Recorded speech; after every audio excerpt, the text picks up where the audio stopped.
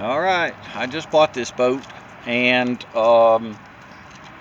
we put a prop on it because the other one was demolished, and he had a problem with his trim not working, so now it trims, and that's really why it came in.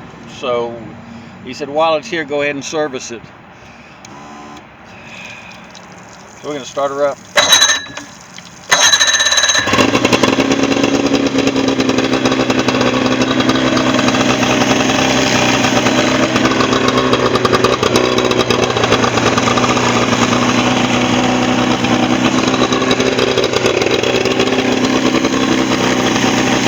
There's the throttle.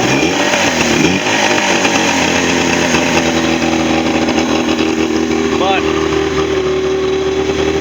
the warm-up lever, it doesn't work right, and go ahead and pop it into gear.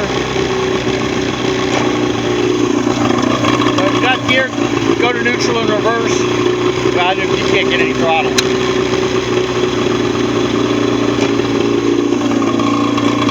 Reverse.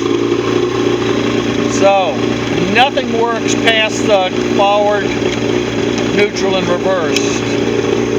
And it looks like someone has just put a key switch in there. So our guess,